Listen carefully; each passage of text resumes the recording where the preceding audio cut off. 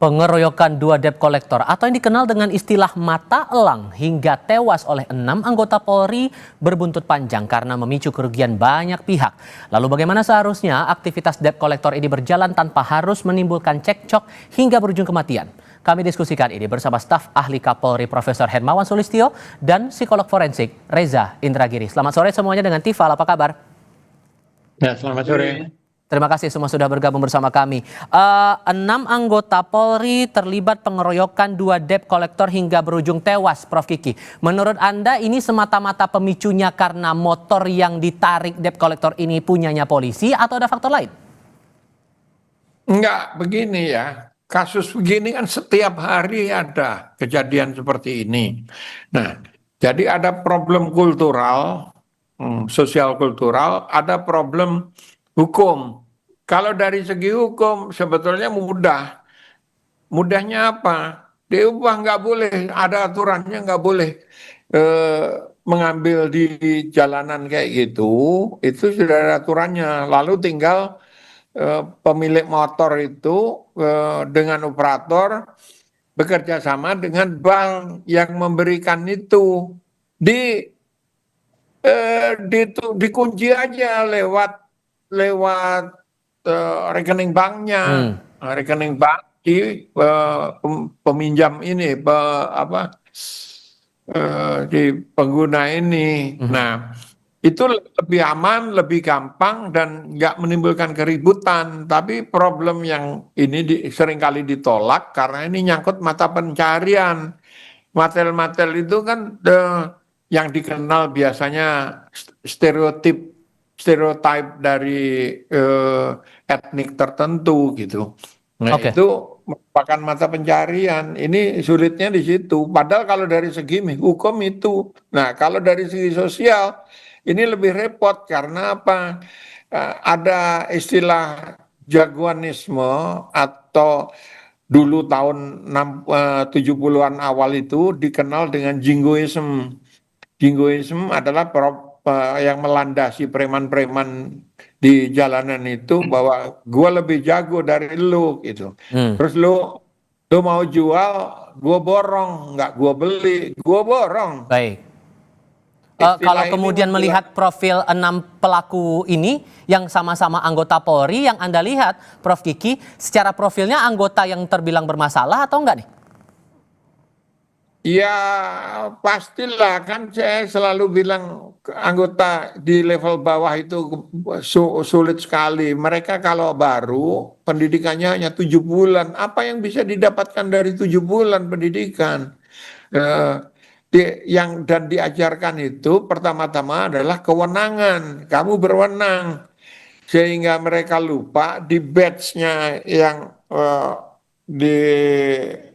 dicantolin di kantongnya itu tidak ada yang menyangkut kewenangan. Kewenangan itu kan menangkap, memeriksa, menahan. Nah, yang ada adalah pelayanan karena di belakangnya itu tertulis sangat jelas di badge logam itu melindungi dan melayani. Nah, ini pendidikan harus menekankan itu, jangan menekankan pelayanan, menekankan kewenangan. Sehingga udah jelas ini bisa kena etik ya, Pak? Nah, iya, udah pasti itu, udah pasti. Kita lihat aja sidang pengadilannya nanti. Pak Reza, begini juga, kalau kita lihat posisi dari debt kolektor ini ibarat katakan ya kayak dua sisi mata uang begitu. Satu sisi ada fungsinya bagi perusahaan leasing bisa menagih utang, operasional bisa berjalan normal. Tapi di sisi lain ini jadi musuh buat para kreditor. Fakta ini jadi hal yang sebetulnya lumrah kalau berkaca dari kasus ini? Ya, dalam situasi ketika peraturan atau norma itu tidak tersedia secara memadai, maka memang riskan untuk kemudian memunculkan adanya sensasi deindividuasi atau anomi, bahwa perilaku tidak terkendali, kemudian seolah bisa berbuat sekehendak hati. Tapi bagi saya, persoalan ini laksana efek brutalisasi, yaitu bagaimana sebuah tindak pelanggaran hukum berlanjut dengan tindakan pelanggaran hukum berikutnya, namun dengan bobot yang lebih luas, berlanjut lagi dengan tindakan pelanggaran hukum berikutnya dengan skala yang lebih masif. Nah, dengan tingkat brutalitas yang semakin lama semakin mendaki itu, maka sudah barang tentu penanganannya harus sifatnya multisektor, multidisiplin, agar memastikan bahwa tidak hanya tudingan itu terarah kepada salah satu pihak saja, tapi seluruh pihak terkait akhirnya juga harus dimintai pertanggungjawabannya.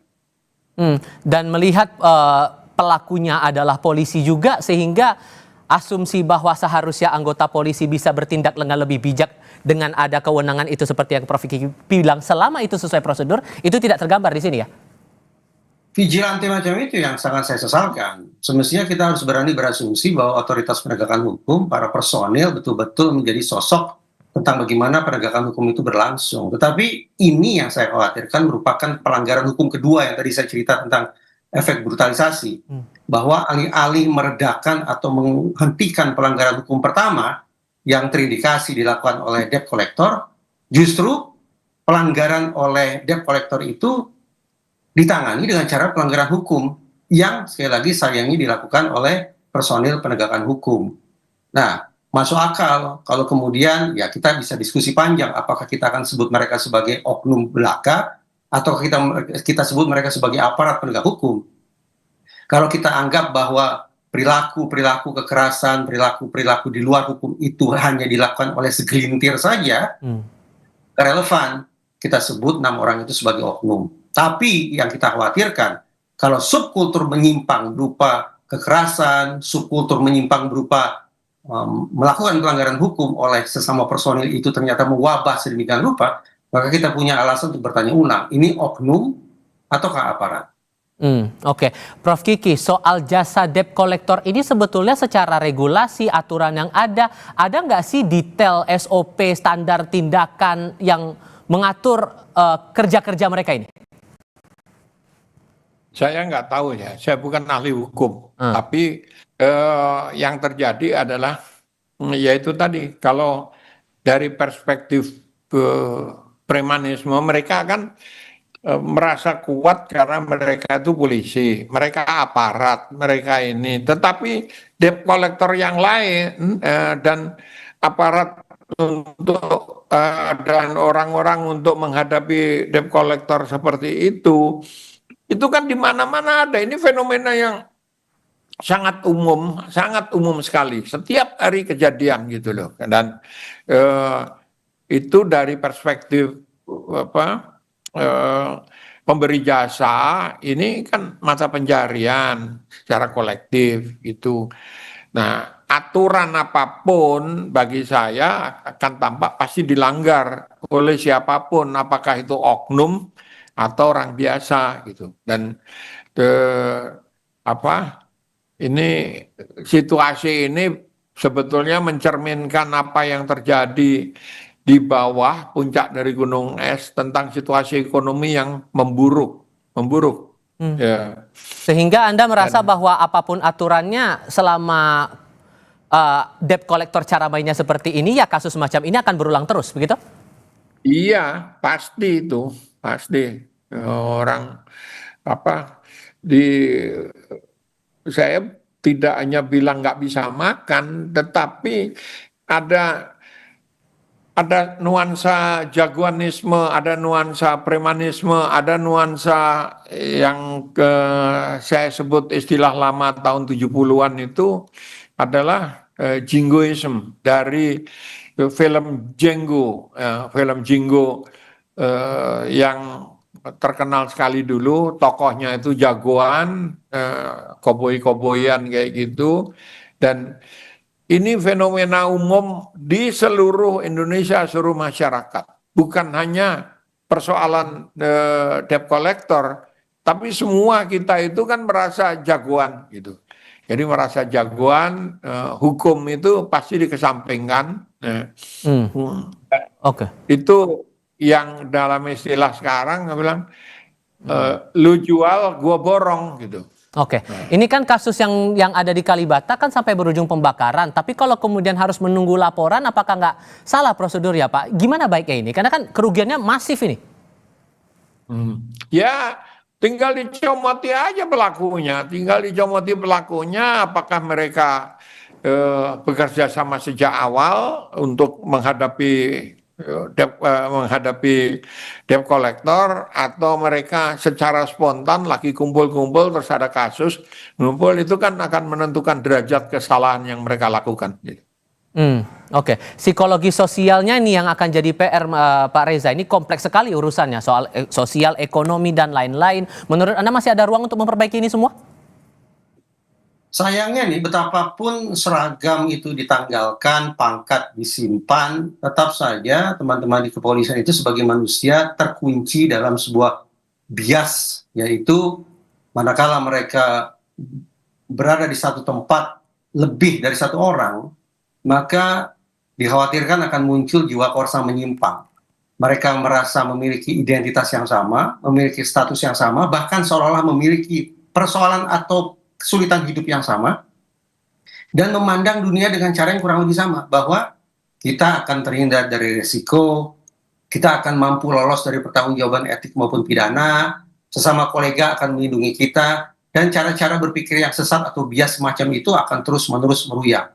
Karena itu, terus terang, bagi saya, kalau masalah ini ingin diselesaikan secara tuntas, menyeluruh, objektif, dan transparan, maka langkah yang diambil oleh pihak kepolisian sudah sangat jitu, bahwa justru penindakan pertama kali dilakukan terhadap 6 orang personil yang melakukan pengeroyokan itu. Dengan melakukan penindakan secara internal semacam itu, akan terbangun moral, akan terbangun spirit bahwa teman-teman di kepolisian tidak punya beban untuk kemudian menindak pihak-pihak eksternal yang juga harus bertanggung jawab dalam peristiwa ini. Bukan berarti saya mengatakan inilah kesempatan bagi polisi untuk menggunakan penegakan hukum semata, bukan seperti itu. Karena saya sepakat dengan apa yang disampaikan oleh Profesor Kiki, di samping penegakan etik, di samping penegakan hukum, pendekatan-pendekatan yang lebih sosiologis kemasyarakatan tentu tidak bisa dimuskilkan sama sekali. Oke, nah soal peristiwa pembakarannya ini, Prof. Kiki, terakhir untuk Anda. Karena ada kesan bahwa ini polisi tampaknya cukup berhati-hati, meskipun kemudian ada yang bilang bahwa dalam peristiwa ini ada upaya provokasi dan yang lain-lain yang memicu akhirnya pembakaran. Warga yang tidak terlibat urusan soal yang debt collector ini pun jadi korbannya di sini. Anda merasa begitu juga? Dalam kasus seperti ini selalu instan sifatnya, nggak ada perencanaan lama dihadapi, dibunuh, itu jarang sekali terjadi. Biasanya temannya ribut, ikut ribut, lalu tersinggung egonya, ikut ribut, digebuki rame-rame. Itu wajar dalam tanda petik ya. Ada solidaritas seperti itu. Kebetulan yang diambil ini kan polisi. Bisa terjadi orang biasa. Dan yang orang biasa itu tidak terdeteksi. Banyak sekali kasus begini. Gitu. Kalau untuk pembakarannya gimana? Terkesan hati-hatikah menurut Anda? Karena ada pandangan seperti itu di publik. Ini kan warung-warung yang gampang dibakar nih.